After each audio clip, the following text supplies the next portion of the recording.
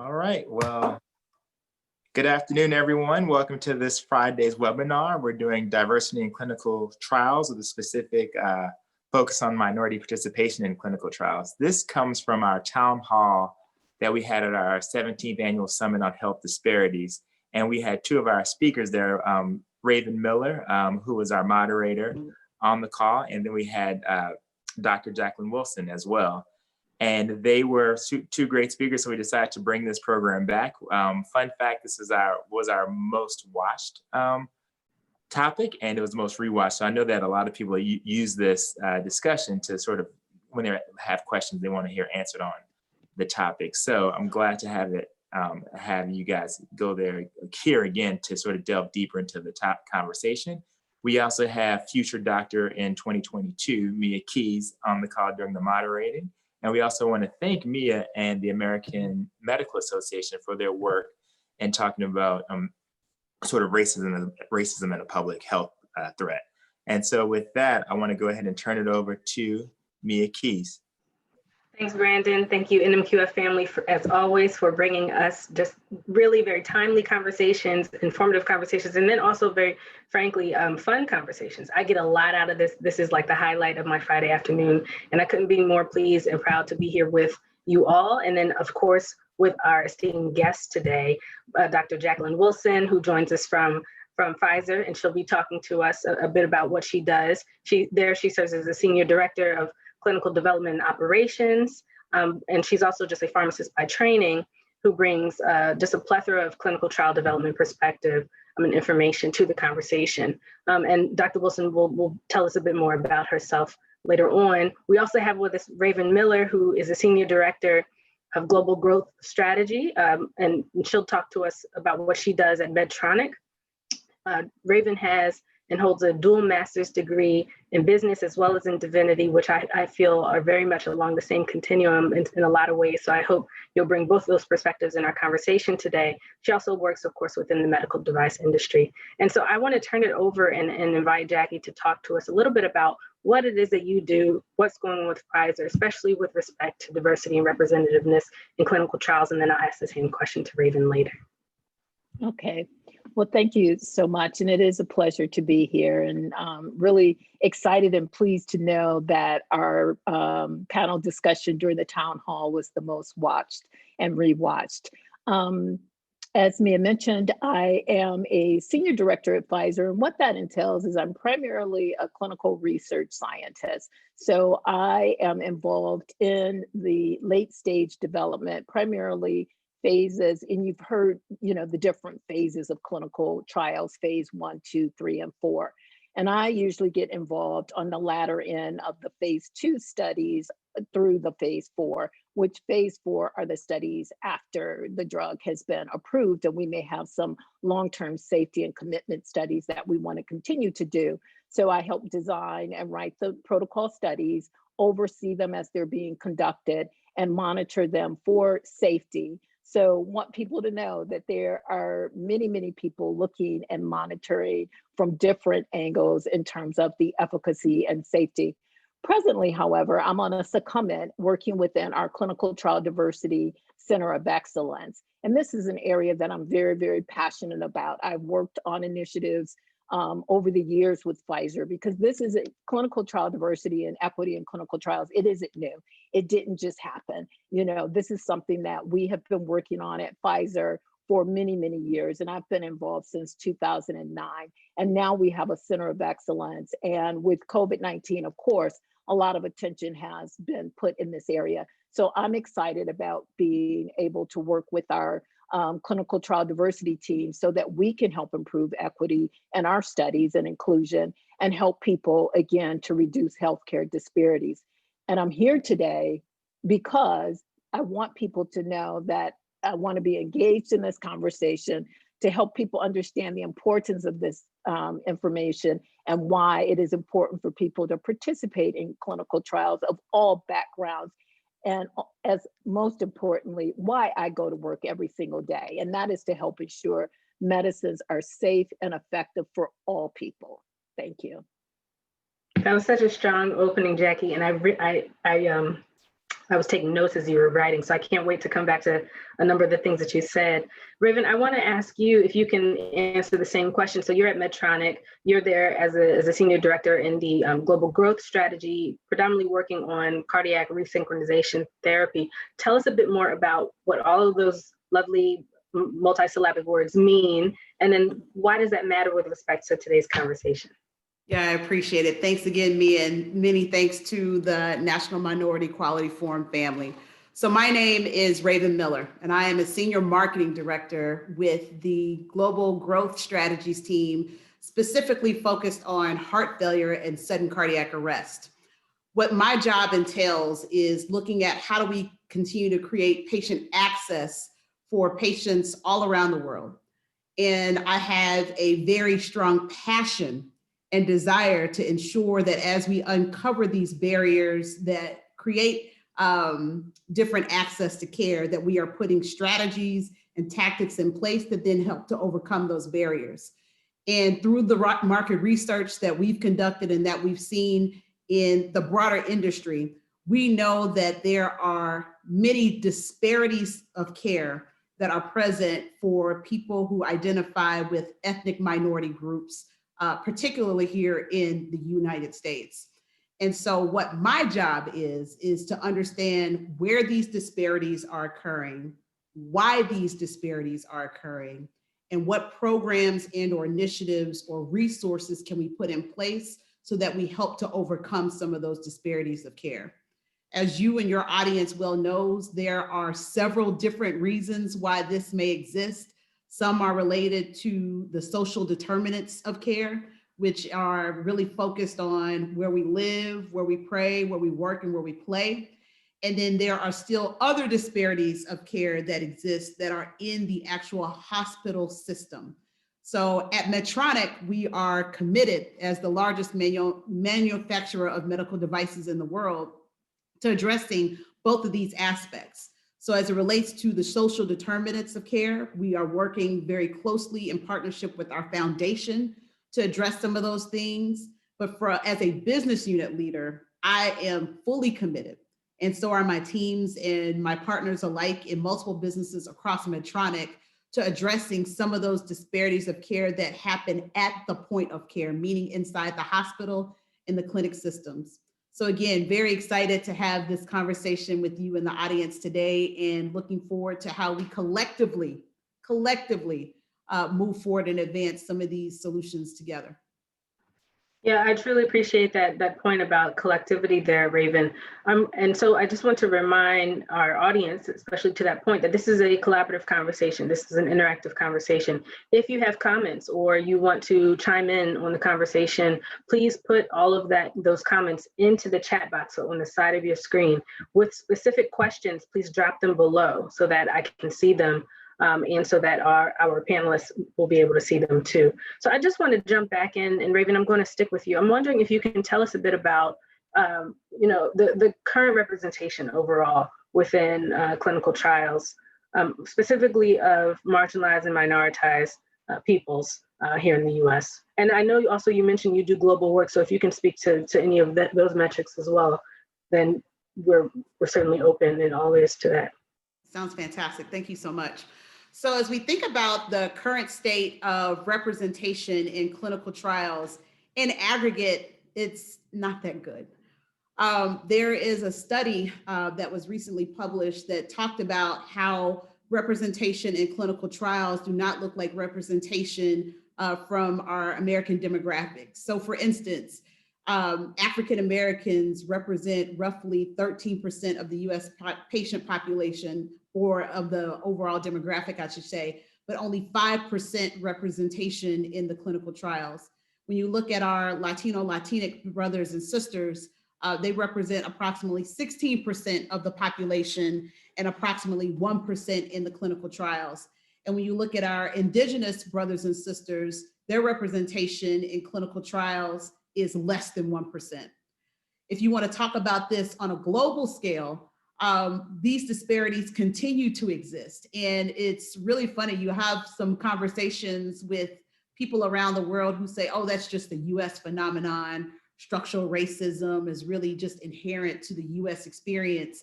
And what we found is that that simply is not true. Indigenous communities in areas such as Australia, New Zealand, they have lesser access to care than that of their white counterparts. We see the same thing happening in the European countries as well. And then what I would say in some of the more homogenous countries like Japan or like China, you still see disparities of care, but it's based more so on gender or socioeconomic status. But getting back here to the US experience, that representation number of 5% and 1% of Black and Latino brothers and sisters just simply is not going to work. There have been measures in place since 1993 by the FDA, which required that any trial conducted by the NIH has representation of women and ethnic minorities.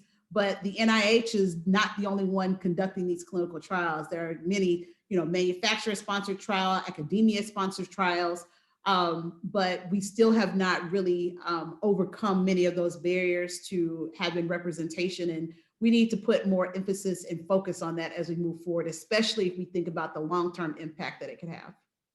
Yeah, and so I'm going to ask Jacqueline to speak to that long-term impact, but I do want to just really co-sign, especially that point that you made about structural racism and systemic racism, because they are synonymous conversations, how they do not stop at the US borders. I mean, the operationalization of race and racism in some ways is unique in the US, but is not unique to the US. I spent 3.5 years in Southeast Asia, and I lived in a part of the country where people didn't speak English. And so I very much had to learn the language. And because I was doing public health related work, education work, I got to know a lot of what was going on in the community in terms of access to quality care, or access to care in general, quality in parentheses. So for sure, when we're talking about especially development of vaccines and overall interventions that require oversight, even in these global arenas, as well as throughout the US, to your point about representativeness, we have to be able, within these clinical settings, to grapple with the hard conversations and the operationalization of structural racism within the healthcare community. So thank you so much for that. Jacqueline, so Raven mentioned, the long-term impact in terms of what it means if we don't have continued representation, or if we don't grow and bolster representativeness with respect to Black, Indigenous, and people of color within clinical trials. What does that mean? What are potentially, in terms of long-term effects, what does that mean for the scientific community and then for the US? Yeah, and thank you for that question. Because of, we all know of the systematic racism that does exist, even if people don't want to. People participating in clinical trials, minority, it's not an easy sell. And so the choice to participate is left with the patient and discussions with their doctors, but they need to be aware and they need to be approached about participating in clinical trials. And so when we look at, and the FDA published some data, when we look at between 2008 and 2013, 21% of the new medications approved had racial and ethnic, or both, in terms of differences, in terms of efficacy, and in terms of the safety profile. So differences in demographics, not just, again, the ethnicity and race, but also age and gender, play a role in how we will respond to medications. Also, there's differences in genetics.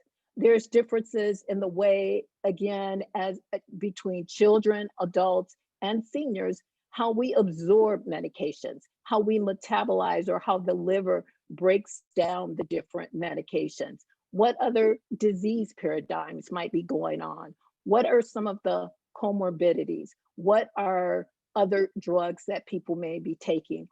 All of this play a role in how well someone will respond or someone will have a side effect to a medication. So it's not enough to just approve drugs without having the minority representation, because we don't necessarily know whether or not we are developing the best medications. So a diverse population will help us make the most effective medications for all people. It will also help us to gather more scientific evidence on the meaning of what are these differences based on genetics, based on age, based on race. What are these in our subpopulations? And if we need to adjust different doses.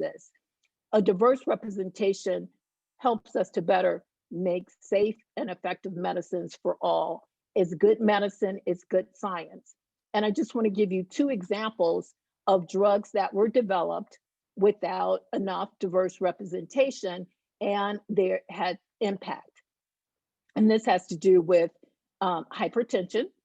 And there's a medication, ACE inhibitors, which is one of the most highly prescribed medications. However, there was low participation of minorities, especially African Americans, in these trials. And so now we have learned that ACE inhibitors do not work as well in African Americans, and they're the first line treatment for non-African Americans, as well as there's a side effect. It's rare, it's called angioedema, which is a swelling that can develop. And if the swelling is too much, it can be serious and lead to some respiratory issues and, you know, emergency room visits, which has occurred. And the rate is very low. It's between 0.1% and 7%. However, it's 5 times. So the African Americans are the ones that are having it on the higher end. And it is more severe when it develops in African Americans. So this is a consequence that we learned about after the drug was marketed, instead of having diverse representation. So this would have been caught while the medicines were being developed. Another incidence is breast cancer. African American women initially were felt to not respond as well to a medication used called tamoxifen as white women. So it wasn't being used as much. But with some subsequent studies and some post hoc analysis, it shows that tamoxifen is equally effective in African American women that have the estrogen receptor positive breast cancer. And this has been shown in other disease states as well. So equity and inclusivity in clinical trials mean better health outcomes and reduce disparities for all people today, tomorrow, and over the next 10 years. So we are committed to improving this and bringing people along, because it's not going to be easy, as I said. We have to bring people along to help them understand the importance of why they should be included. Well said, well said. I want to go to the audience and see if given your comments, there's some responses about would they participate in a clinical trial, especially if the demographics of the disease that's under consideration is higher or more prevalent amongst Blacks and people of color.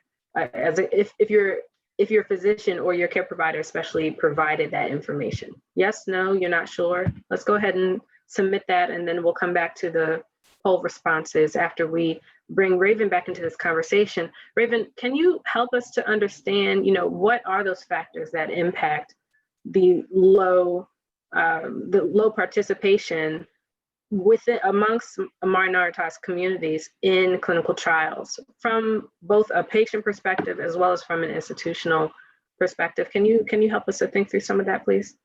Yeah, I think the reasons are multifactorial, and many are going to be probably very familiar with those that are in the audience. One, I would say that there is just an overall lack of trust by minority communities to participate in clinical trials. We've all heard of the horror stories related to the Tuskegee experiment. And though that happened several decades ago at this point, at any family gathering, if we're having conversations around clinical trials, you best believe that conversation is still coming into play. And so it's just the horrible memories of what happened in like trials that is deep-seated in the memories of our African-American communities are making a difference. And what's not happening with that is when some of these memories are still coming forward even today. So you think about some of the stories that have recently been published around eugenics that are allegedly being practiced at the border even now, with some of the women that are being held in cages down there, those then bring back up old memories of things that we've heard before, and it then creates this distrust between the community and the healthcare system. So we have to think about ways to rebuild the trust based on some of the past horrors that we've had. I think one of the second things that we've learned around why people are not participating is that there is not a strong awareness of what the process is. So if I am to be included in the clinical trial, what's expected of me? How do I need to show up? How often do I need to show up? Just not having all of those questions answered up front and understanding what the full process is and what their commitment is going to be feels overwhelming to patients. And we've seen that published in studies as well. So we need to create some way to clarify what that means. Time and resource constraints. So for those patients that are enrolled in clinical trials that might have some constraints relative to transportation for follow-up, making sure that they have the medications so that they can continue to take them, be compliant with them, things of that sort. Those time constraints, and if we aren't making opportunities or room to get these patients back into the clinic for follow-up, then it's going to be a challenge having them participate in the first place. And then I think just overall lack of communication about even having the opportunity to participate in clinical trials. There was a different study that was published, I think about 5 years ago, that polled patients to see how often they had been invited to participate in clinical trials. And there was a statistical difference between patients who were white who had been asked to participate in clinical trials versus that of Black and Brown communities. So even just having the opportunity to have it introduced to them to participate, we saw statistical differences. So I would say that's from the patient side. And then on the institutional side, multifactorial again. I think some are related to what are the inclusion-exclusion criteria that are related to clinical trials. I think the last time we had this conversation, one of the panelists said, you know, there are so many comorbidities that exclude patients from being able to participate that are largely associated with Black and Brown communities that it automatically excludes them from being able to participate in the first place. I think that is something for us as clinical trial leaders to explore.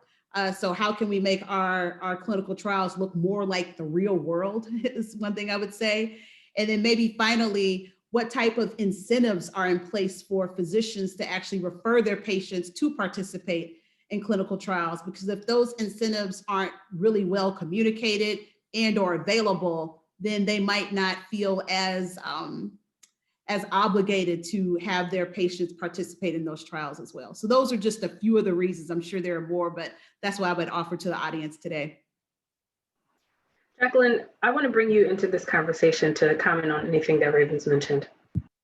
Yeah, Raven, all excellent comments. But one of the things I want to highlight is that people are not aware that out of everything horrible, there is some good that comes out of it. So as a result of the US public health Tuskegee study, and I preference that with US, public health Tuskegee study because it was done by the US government, is that we have enacted, well, the government has enacted many, many safeguards now. And unfortunately, they were not there previously. So two of the main safeguards that are in place now is your institutional review board, which is made up of scientists and lawyers, healthcare professionals, but there's also a requirement for lay persons to be on. And you'll find a lot of times clergy from the community will participate on the institutional review board that reviews the protocol to determine whether or not the benefit outweighs the risk. So no protocol goes forward without having this done. This was not in place then.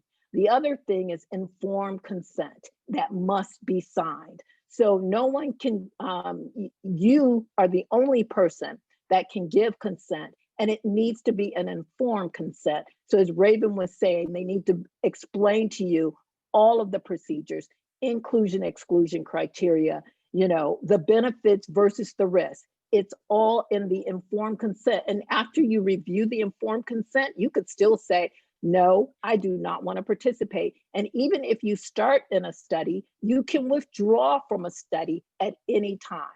And also the FDA must review the protocol as well to determine whether or not the benefit outweighs the risk. None of these were in place during the time of, the Tuskegee study, some of the early sterilization studies that, African-American women, Latino, Native American women went through. And then finally, if studies go longer than 6 months, usually there's an independent data safety monitoring committee, which is external to the clinical study team and to the company, which currently there is one that's external you've been hearing about to Pfizer and Moderna. There's a separate independent review board that at any given time, they can stop the study for safety concern. So these are safeguards that we have to help educate people so that they know that they're there. And again, most important, it must be an informed consent and you can withdraw at any time. Mm-hmm. And let me just add one other thing I would say with that piece. In the informed consent, in the explanations, one of the things we have to do is make sure that there is cultural recognition of how these things are explained. Yeah. We have $5 words in our medical jargon that we use a lot. But if we aren't breaking that down to a language in a vernacular that the patients can understand, all of that becomes for naught. When we look at much of the medical population or publications that are made available, even that are currently available for patients, much of that vernacular is at the 8th grade and 10th grade reading levels.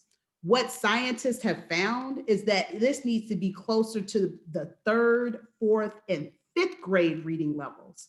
So even the documentation that we're giving to patients to ask them to participate and that we're using to explain is not being comprehended as well as maybe what we think it is going to be. And I think that also presents a barrier for why patients are participating in these clinical trials. Absolutely, yes. Yeah, all very good points. And of course, it goes without saying, not only just, highly relevant with respect to culture and literacy, but then also representative languages and then preferred exactly. Written and spoken languages, right? So I kind of want to stick with this a little bit, but before we get too far, let's bring back our poll results just to get an idea of where everyone is. So of those who, majority of people are saying, hey, I would participate in a clinical trial if my physician explained it, and especially if I knew that the rates with respect to whatever the disease or issue is so very high amongst African Americans specifically, but overall within people of color and community. So thank you all for answering that. Raven or Jacqueline, do you have any responses to the poll results? Because there was still also a substantial amount of people who said no or that they weren't sure. Yeah, I mean, I'll go in there, Raven, please. I was surprised to see the 68%, quite frankly. Because I've seen some polls and some surveys that have come through Pfizer that has been done over the years. And when you ask African Americans would they participate, it's usually around 30 to 40%. So to see those that are on the call, and maybe because we're closer to it, we're hearing more about it, people are getting educated. It's great to see that people would consider it, but it's definitely a personal decision. But in the end, it's good for ourselves and it's good for our population, African Americans, Latino, so that we can make sure that we have the best medicines for all. Yeah, I would say I'm actually not surprised given the audience though, Jacqueline. So I want to co-sign that, given the audience, because I would argue that this is probably a very well-educated, well-informed audience, people who are interested in this particular topic. But again, when you go back to the study that I referenced that was published 5 years ago, what they said is that African-American patients, Latino patients, et cetera, were actually as willing, and in some cases more willing to participate when things were well explained to them. Yeah. And they had an opportunity to actually understand what the data was, what the objective of the study was, and what the benefit of the outcomes would be, when it was normally tied to this would have a longitudinal impact that would have greater good on African-American communities, on Black and Brown communities. They were then more willing to participate. But we got to get over all of these other barriers first before we can get people to participate. I know we're going to get to some of the strategies that help with that, but what we found is that education was the key. Cultural education was the key. And when people were understanding what the trial was about, then they were as likely, and in some cases more likely, to participate than even their white counterparts.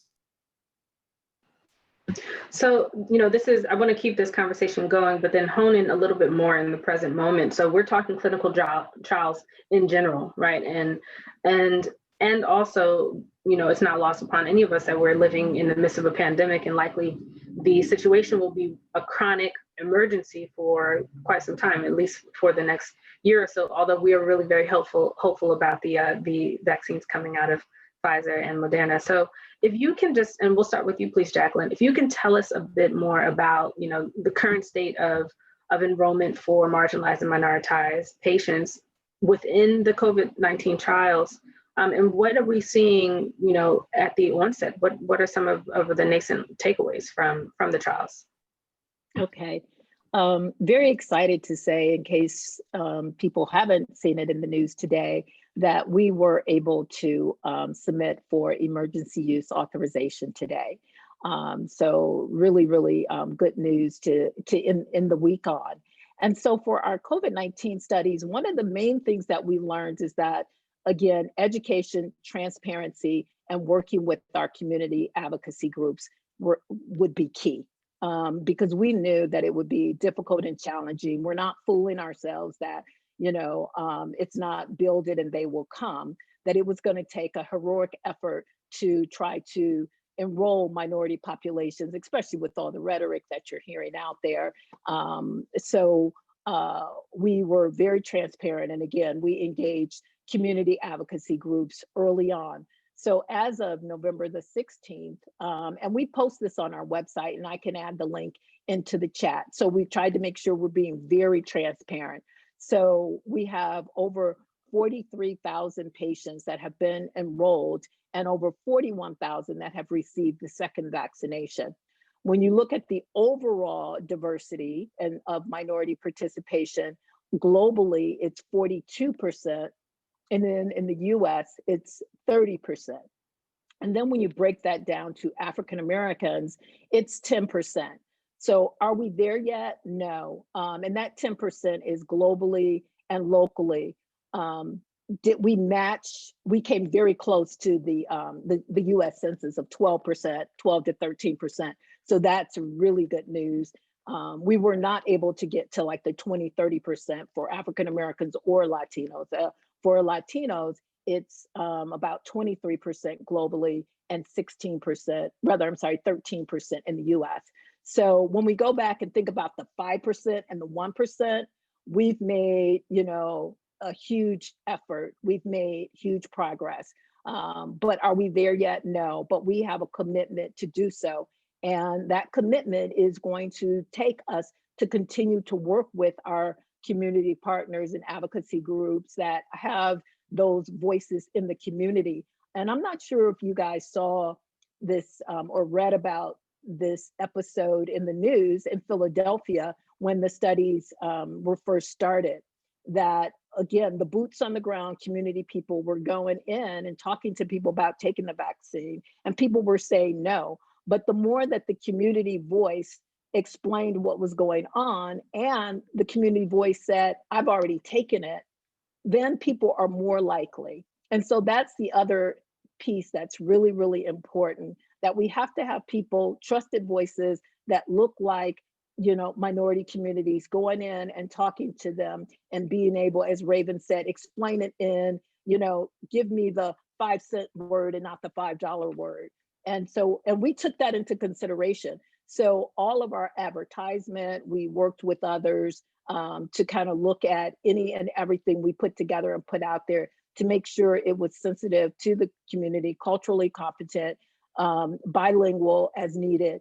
And proud to say that, starting from July 27th, when the first patient was dosed, to today being able to submit an emergency use authorization, and then the 95% efficacy, and that was across demographics with 94% in elderly patients.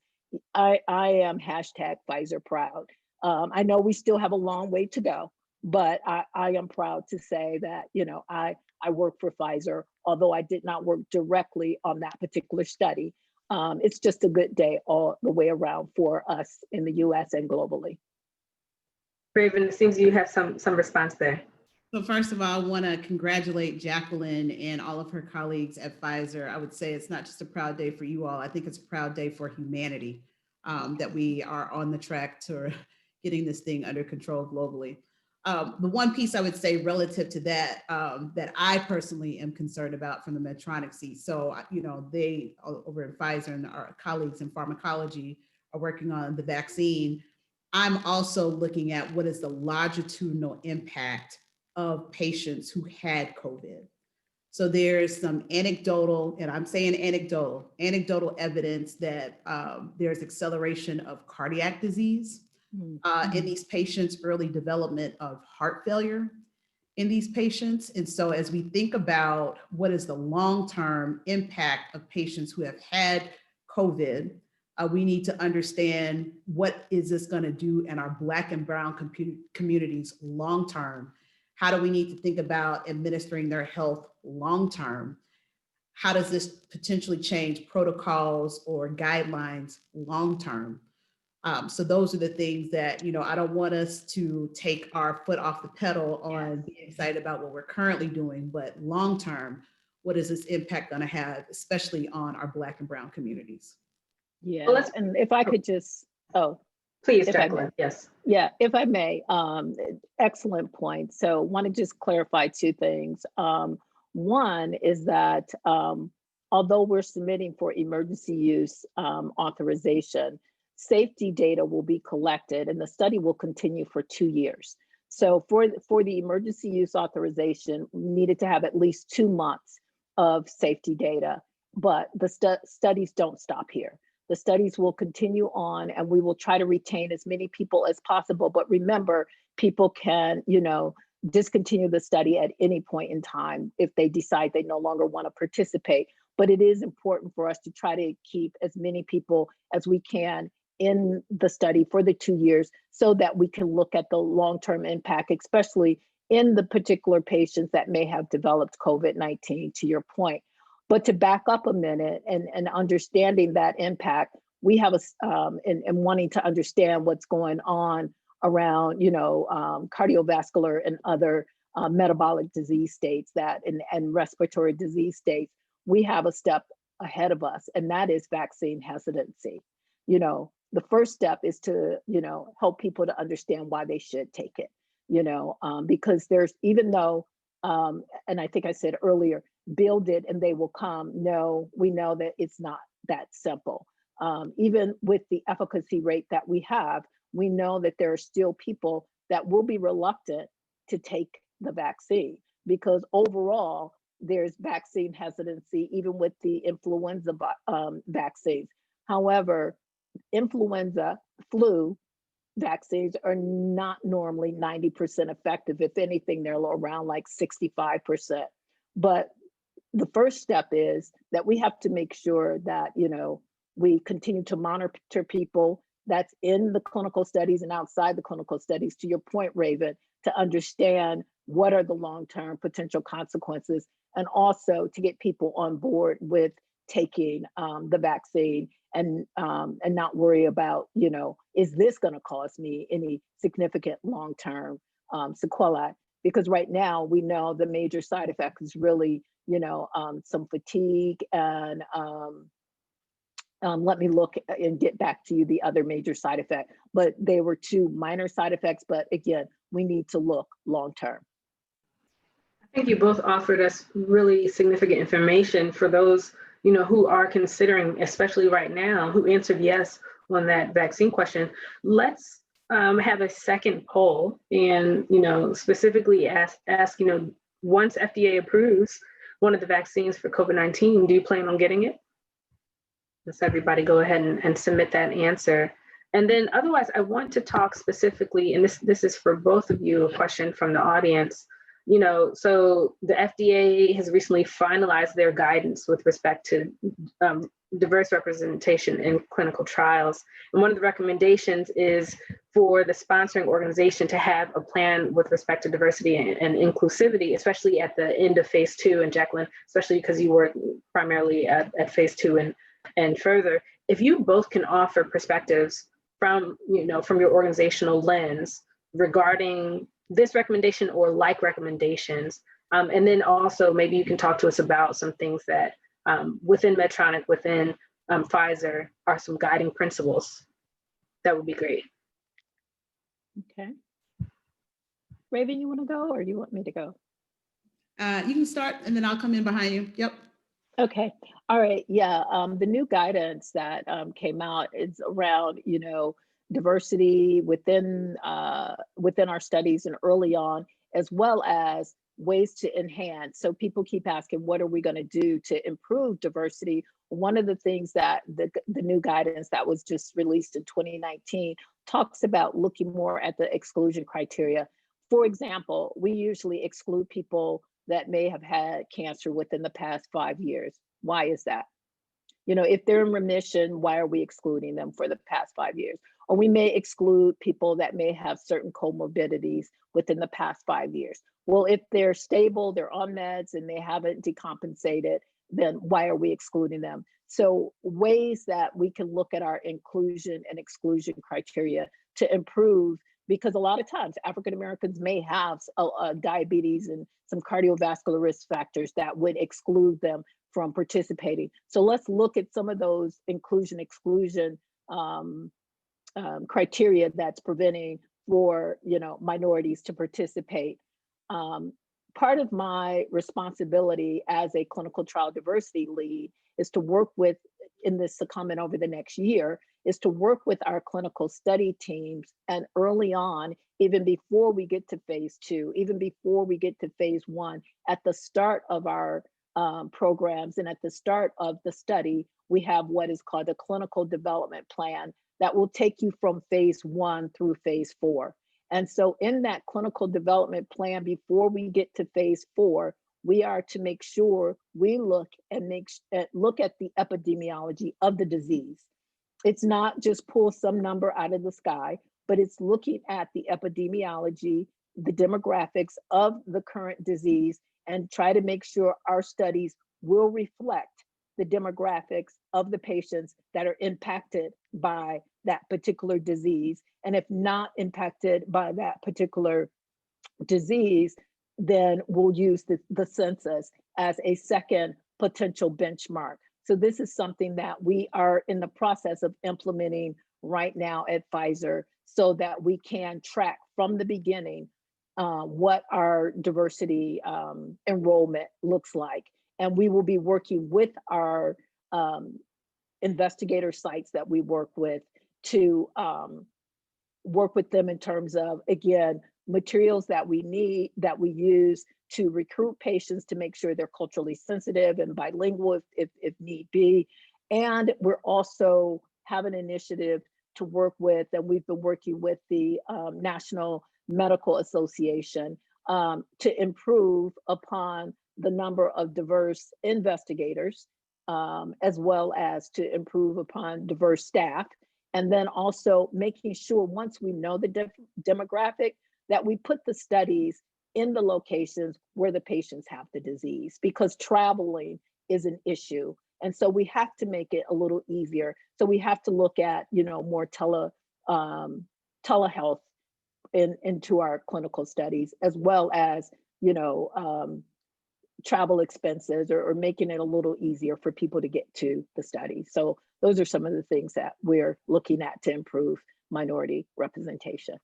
And Dr. Wilson, just a brief follow-up, because that was fantastic to that question. So overall, do you take the recommendations not seriously, but more so, do you consider them to be standard operating procedure for how we need to be moving forward as a nation with considering inclusivity within clinical trials? Absolutely. And people may know in corporate America,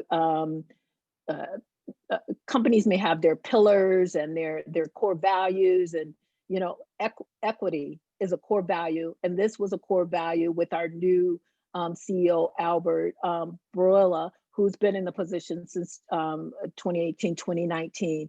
Equity to ensure that we are inclusive, that we are transparent, and that we're doing everything that we can to include patients so that we can reduce healthcare disparities. So again, this wasn't just a knee-jerk reaction because of COVID-19. This was something that our company, as one of our core Pfizer values, is equity. And how do we move the needle? Because as I said, this isn't a new issue. This has been going on for some time. And maybe COVID-19 will help us get there, because more people are hearing about clinical trials, more people are, asking to understand more about clinical trials. But this is a core value for us, and we are hoping that globally, and we have with our advocacy groups of culturally sensitive advocacy groups and non-ethnic advocacy groups are all reaching out, and everybody is wanting to improve equity and diversity so that we can have an impact, because the goal is to have an impact on healthcare disparities and to make better medicines. So yes, equity is key for us, it's key globally, and I think it's just key all around. Thank you for that, Dr. Wilson. Raven, I invite you to answer the same question. Yeah, thank you for that. So I would say from a medical device lens, we have similar initiatives. So I want to back up and just say this. So this is also not new for us. Our CEO, Jeff Martha, we had the pleasure of having him as the sponsor of our African Descent Network. So African Descent Network is one of 5 major, what we call employee resource groups throughout the company, where people who self-identify with those groups can go in to not only have affinity with people in the company who share similar cultures and interests in them, but who also raise issues that they want to have greater visibility to the purview of our ex-com members. And so our CEO was the former sponsor of the African Descent Network. And one of the things that we had championed with him was addressing healthcare disparities. And so for him, this is a very passionate topic, and it's one that is ingrained in the culture of who we are as we think about our mission statement as well. And so for us, we are looking more closely at how do we look at our clinical trial design and make sure that it is more reflective of the patients who identify and need these treatments. So for instance, with the new technology that we have that's addressing high blood pressure, we all know that high blood pressure is a risk marker for cardiac disease, and that it can have long-term impact and long-term consequences if not properly addressed. So our business unit, in partnership with the FDA, actually made sure that we had a representative patient population of African descent patients enrolled in that clinical trial. And I think that's important, and it's set a new precedent, not just in that business unit, but in the company, of not are we just looking at the census data, to Jacqueline's point, we're looking at what is the disease burden for particular patient populations, and can we get as closely matched to that as possible. So though we might be 13% in the census data, if we're representing 20 or 30% on the disease burden, we need to actually have that level of enrollment in the clinical trial so that we actually see what can happen in the patient population. I would say the second thing that we're looking to do is to ensure that this now becomes standardized across the clinical organization. So you're not going to go to one part of the Medtronic and you have this conversation and then it's never heard of on this side of the conversation. No, we have leadership councils inside of our company that talk about some of these best practices and standardization so that we can have that same impact across all of the 70 disease states and conditions that we are looking at. And then I think the other piece is around workforce diversification. Listen, we need champions who look like us on the provider side, on the regulatory side, on the industry side, et cetera, because we are the ones who are passionate about this work, not exclusively, but we certainly are passionate in championing this work. And so you will see where we are funding fellows with the Association of Black Cardiologists to ensure that we have more African descent representation on the provider side.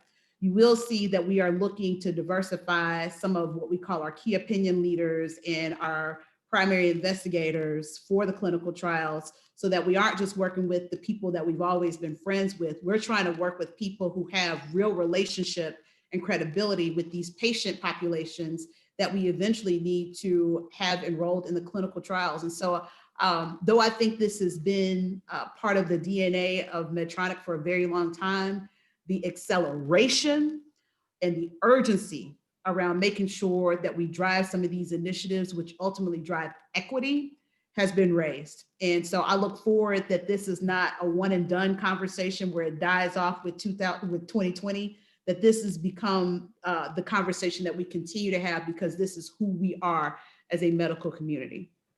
Yeah, no, Absolutely. this conversation is not stopping. Dr. Wilson's going to continue it now, in fact. Well, actually, I was going to say, and it sounds like we are doing, both companies are doing the same thing. And I think you'll find that across pharma. And there's actually a working group across pharma that is looking at, again, so that this is not siloed, and that there are some initiatives that it's better if we come together and work together to advance. And so equity and inclusivity in clinical trials is across industry of pharma. And again, we have people within Pfizer, within our leadership team that are on these, on these boards and on these committees across pharma to ensure that, where we can work together, we work together, but also working internally, as Raven has said, and as I have said, to improve representation. And one last thing I'd like to add is that we're also going to the advocates and the patients. We are now having focus groups. We are now doing surveys, and we are now getting their input on our protocols. And we actually incorporate what they say in our protocols. And if we decide not to include something that was recommended, we need to explain to our leadership why not. So again, we're trying to get ahead of, putting out a protocol that an investigator or patients feel that they can't do. We're trying to incorporate that voice either through advocates or direct patients into our protocols as we design them. May I say one thing real quick, Mia? Please, yes. Okay. So just to build on that, Jacqueline, I'm so glad you said that, is we also, in the trials where we have been successful to have the demographic match the disease burden, we're now going back to see what lessons learned, so that, again, it's not a one and done, or that it wasn't a mistake or it wasn't a coincidence. So for instance, with the hypertension trial, one of the reasons we were so successful, social media. Who knew? So go back to the conversation we had at the beginning, which was how do you have words and vernacular that are easy to digest, that are snackable, that people can then click on to learn more, so they can understand, yep, this is something that I want to participate in, and I can inform myself so that I feel good about participating in this. And this was done through social media. So instead of that being successful just one time, we now are educating our organizations across Medtronic as to how do you leverage social media as a way to inform, educate, and attract patients to participate in clinical trials. And we aren't just doing that for ourselves as a company, we're working with our clinical trial sites to also put social media plans in place when we need to enroll diverse patient populations in clinical trials, so that they can also have this be replicated, and that it doesn't become, again, this one and done scenario. One of the other things that we were able to do was to actually then administer a survey to all of the clinical trial sites to see what was different about the experience of enrolling patients this go round relative to other trials where it's been more monolithic.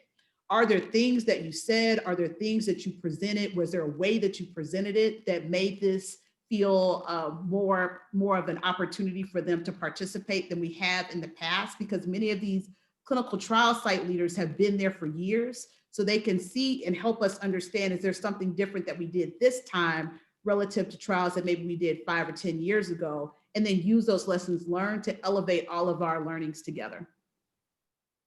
This is such a powerful conversation, and you're hitting on a number of things that the audience is really curious about.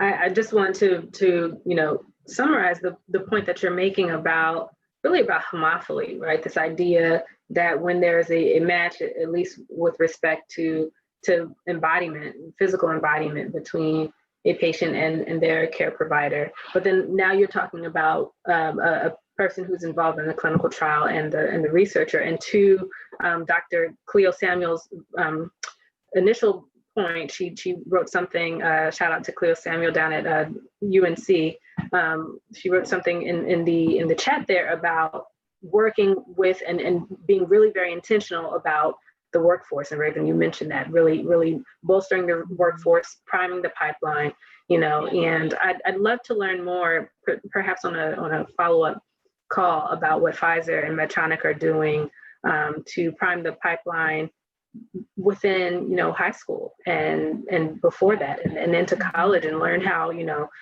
because Raven, you were very clear that this is a long-term effort, and Dr. Wilson, you said the same thing. There's sustainable things that between your companies you all can do. And then also I would challenge, and I know that pharma does a little bit of this, but we need greater investments with respect to priming the pipeline so that we can really leverage this concept of homophily, or matching the provider and the patient to the patient with respect to embodiment, or the clinical researcher and the person who's involved, or the communities involved in clinical trials. So we're coming to the last 3 minutes. And you all have really given us some great questions to consider. If your questions are not answered live, please trust and believe that NMQF is taking stock of the questions that are asked, and they will certainly consider them for future conversations. I want to do 2 things before we close. One, I want to bring back the poll results and just have a brief between the panelists response to that. So of those who have answered, about 85% are saying that they do plan on getting the vaccine once approved. And again, we are talking to a very specific audience. But between the 2 of you, what do you have to say about that? Or you don't have to say anything. Actually, these can be closing remarks, because we have a hard stop at 1. Yeah. Well, I'm glad to see the poll results, because again, we have done some poll results before the efficacy and safety data came out. And again, I think among African American and Latinos, the rates were somewhere around 20 to 30% willingness to take a vaccine. So again, glad to see, but education is going to be key. We have the knowledge, and then we need to go out and we need to share it, with our community. I think in closing, for me, I would recommend that those on the call, and when we talk to our advocacy and other community partners, that we have people look more at and if they're not ready to participate in a clinical trial, look at your local institutional review boards in your community, at your hospitals, at your university, and see what are the criteria, and maybe volunteer to take part in this, so that you can get a better understanding of the clinical trial process and how they vet the protocols and how decisions are made to say yes or no, this particular protocol can go forward in our institution. Because again, the FDA has recommended that the institutional review board committees be diverse. Yep. So check on your institutional review boards in your areas to see, are they diverse enough? And what are the requirements, and how do I go about serving, so that again, you can be the eyes, the ears, and the protector of minority patients as well. So I'll just make mine real quick. Raise your voice and be collaborative. This is a problem that is so much bigger than any one of us or any one of the institutes that we work with. So I look forward to collaborating with folks here on this call, whether I see you or not, and making the change, because I believe this issue can be overcome but it won't be overcome unless we go at it together. So I'm looking forward to solving this with you all. And I'm looking forward to being a part of this consistently. Again, thank you to NMQF. Thank you to our phenomenal panelists today, Dr. Jacqueline Wilson, who's the Senior Director of Clinical Development and Operations at Pfizer, and then also Ms. Raven Miller, who's the Senior Marketing Director of Global Growth Strategy working at Medtronic. And we very much appreciate you. To the audience, we thank you as well. Tune in for our future conversations. We'll see you very soon. Thank you. Thank you all.